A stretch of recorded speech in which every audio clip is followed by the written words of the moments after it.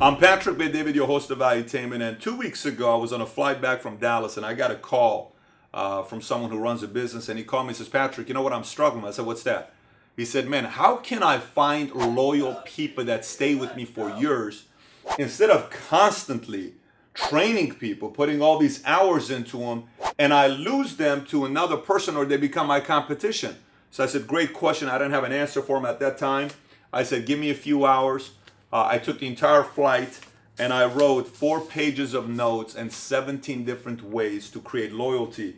And I'm going to give you my points today based on books as well. So if each specific point I make to you, most of them will have a book to go reference for you to know how to create loyalty in your organization. But with that being said, I also want to show you this. You know, for many years, being a CEO of a company, I've had a traditional office, executive office, which is most like a Oval Office is what it was. I said, I got to change the whole thing up because I'm so sick and tired of sitting down and all these fancy desks. I got to change the whole thing up.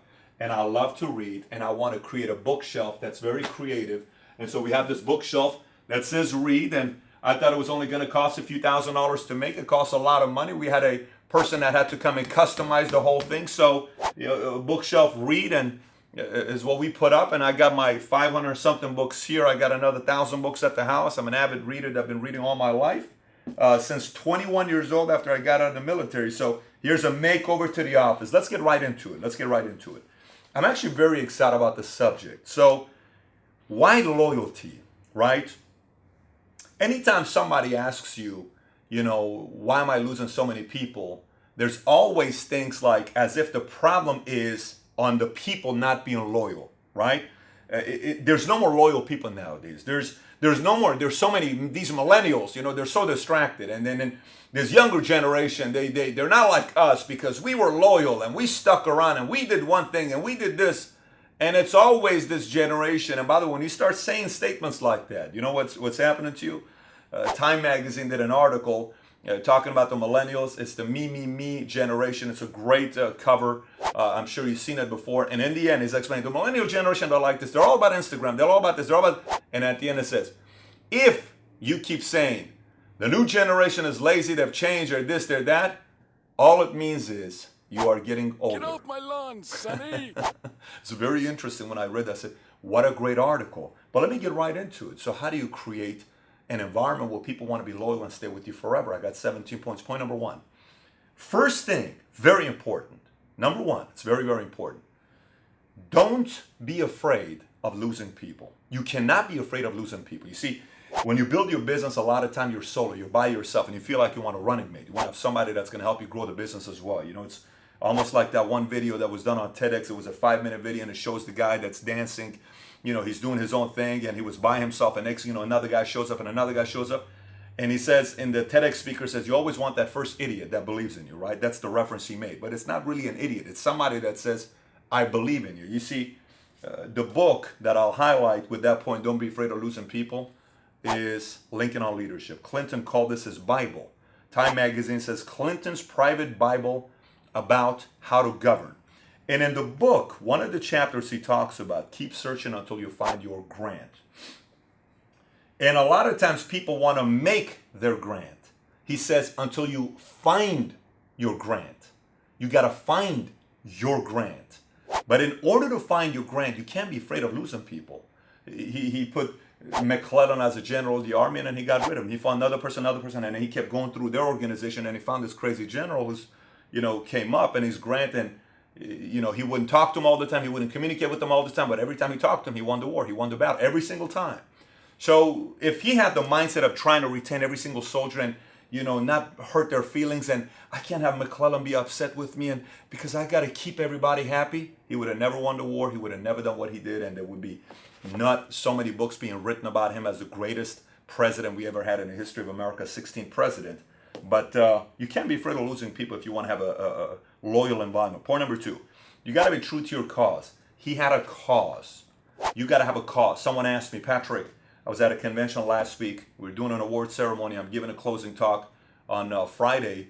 You can actually click on the link below to watch the talk I gave in front of 1,500 agents of ours. And I talked about what got me fired up about starting a business and why the companies crusade, the cause is in my belly. And the crusade, the guy said, Patrick, you got up and he said, saving America by bringing back the free enterprise system and hope to American families. Man, what do you think I can come out with to get people excited? And the question, I was flabbergasted by the question, as if a person comes out with a cause to keep people, as if it's a manipulative way to keep people motivated. If you really don't have a cause that's meaningful to you, people will read it. If your cause is to get people to fall into this idea as if something's going to happen, people will know about it 6 months, 12 months, 24 months later. If you don't talk about it 24/7, it's really not you. So how does somebody find their cause? Well, I wrote a book called 25 Laws for Doing the Impossible that's been translated in 5 different languages: Polish, Russian, Romanian, Simplified Chinese, and English. And in there I talk about how to identify your own cause. You got to find your cause that fires you up. A book called Leaderless Revolution. It should be somewhere here. It was written by a British diplomat, Leaderless Revolution. It's written by a British diplomat, and he said, the way you find your own revolution, the way you find your cause, you got to find out 3 things. What do you love, what do you hate, and what bothers you? When you write down what you hate, what you love, and what bothers you, you eventually come up with an answer where you say, this is what fires me up. This is what gets me going to a whole different level. But you got to find out those 3 elements of what you love, what you hate, and what bothers you. And the book 25 Laws for Doing the Impossible will help you out as well. The link is on the bottom as well for you to find. Third point, leaders don't like to have their butts kissed. Let me explain to you a point here. Do you remember back in high school? I want you to think about the prettiest girl in high school. Who was the prettiest girl in your high school? I want you to think about her name. Now here's what I want you to think about.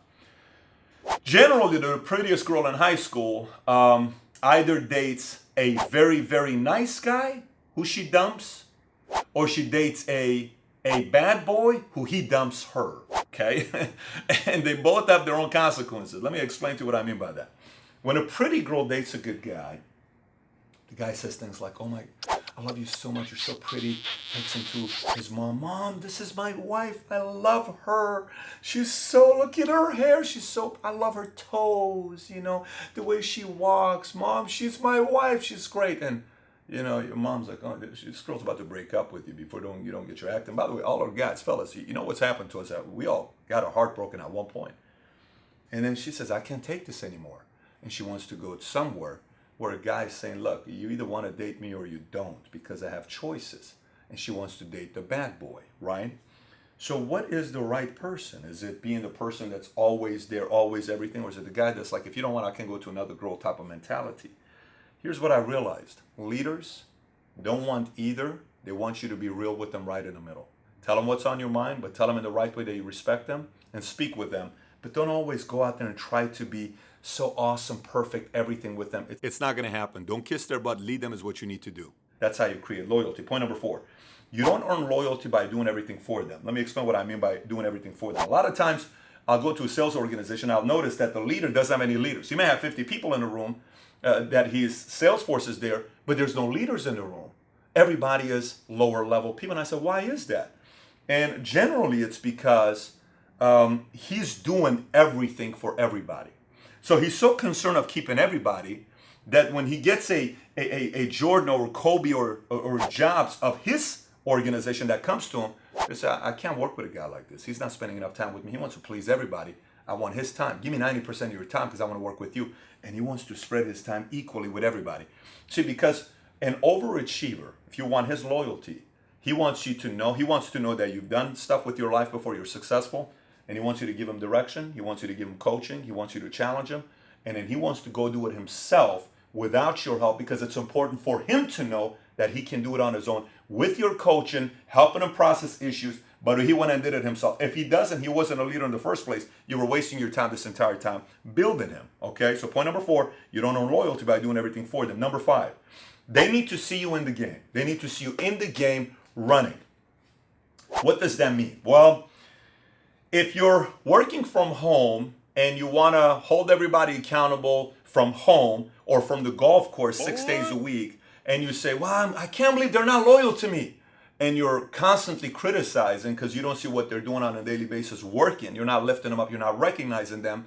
And you're not coming to work yourself 5-6 days a week. You're not going to have a lot of loyalty. And there's this contradiction in business where Yeah, someone told me and said, well, Patrick, I worked so hard and I'm making a few $1,000,000 a year and I earned it. And I can show you how to do the same, but I want to golf 6 days a week and I don't need to come to the office. And I said, you're right.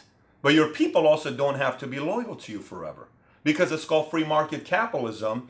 And if you don't do it right, you're going to lose your person to somebody else. And if you look at companies, Northern California, when Yahoo came out, they thought they made it. Yahoo lost their talent to Google. Google doesn't lose a lot of engineers. They don't lose a lot of engineers because Google's vision and cause is so big, they're not afraid of losing talent that they keep getting good people there because they're big thinkers, right?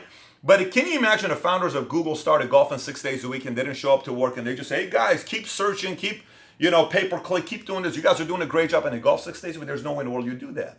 I was in Zappos last week, headquarters. I got a tour of Zappos and we took our staff to get a private tour of Zappos. Had a very, very good time. Shout out to those guys. They do a very good job with it. And our tour guide was what was her name? The equestrian. Our tour guide's name was something about an equestrian. Anyways, we had a great time with her, right? And as we're walking, we're doing a tour. We walk past Tony Hsieh. Then we go to a place. The CEO of the company, one of the owners of the company is sitting right there, working right next to us. Hey, how you doing? I spoke to him. Up. Good. Go. Middle of the day, they're working. That creates an environment where people want to be loyal to the brand of Zappos because they see you in the game. To want loyalty from people and you not being in the game, it's very foolish to believe that. It's just not possible. It's not going to happen. Number 6, loyalty gets stronger during times of friction. I see a lot of times, I get a call and I just got into a very bad fight, an argument. It was terrible. He was screaming. I was screaming. I can't believe he said this to me. And I think he's going to leave. And I don't think he's going to be here with us for too long. And this totally was a bad thing. And I said, listen, that was a great thing that happened. What do you mean? He's going to quit tomorrow. No, he's not. He's going to leave. No, he's not. He's my best. He's not. Why? Leaders know there's friction. The process of making a sausage is very ugly, but the final product tastes good. Friction is a part of it. Knowing how to handle friction is the real challenge. The book I recommend for that is called Great Business Teams by Howard Gutman. I hired Howard Gutman. He's from New York. Real good personality guy to come and deal with a few of our guys. And we had a whole morning, afternoon session and Q&A. And we went through confrontation. How does conflicts work? How do you get better at conflicts, et cetera, et cetera. And eventually you realize that it's not necessarily that a team doesn't need to have an environment that's friction-free. It's you need to work on how to handle conflicts rather than creating a conflict-free environment. A conflict-free environment generally is not growing, is not exploding. There needs to be conflict in that environment. Point number 7. Point number 7 is talking behind your leader's back. See, I love talking behind my leader's back. I love saying things behind the leader's back. I love it. And they love it too, by the way. They love it. They can't get enough of it. And I think sometimes leaders don't do enough of a job of talking behind people's back. And you got to do more of it. It's a constant thing of talking behind leaders' back. Now, what am I talking about? I'm not talking about talking negatively about people's back, behind people's back. I'm talking about you creating positive rumors about them. I'm talking about you saying great things behind their back without them being there. Everybody loves it when you say good things when everybody's there. But believe it or not, people love it more when you talk behind people's back when nobody else is there. It's got to be a natural thing you do. They love hearing rumors. Say, the other day I was sitting down with Bobby. You won't believe what he was saying about you. He said you're the hardest working guy in the office and he can count on you because you always go out there and deliver. And you're a great leader. You're a tough guy. You work hard. Oh, he said that. He said that. I think sometimes leaders don't do enough of a job of talking behind leaders' back. And there needs to be more of that taking place with the people that you're leading. To constantly talk behind their back. Point number 8. Point number 8 is creating an environment where everyone calls each other out. If you have an environment where everybody is too politically correct and everyone's trying to make everybody happy, it's not going to be a good environment to be around. It's got to be an environment where everybody is calling each other. I went to an office, someone showed up late. It was as if it wasn't a big deal in a meeting. And a leader speaking. You're okay with that? Yes. No one said anything. Yes. You're too concerned about pleasing somebody. And point number 1 was what? Don't be afraid of losing people. If you are, you're not going to be retaining too many people. You need to have a place where it's an environment where everybody calls each other out. If there's a code and people call each other out, that environment holds everybody accountable. Anyways, that's the first 8 points. I got 9 more points to go with you in part 2. If you haven't subscribed to this channel, be sure to subscribe to the channel and then go watch part 2 of this video.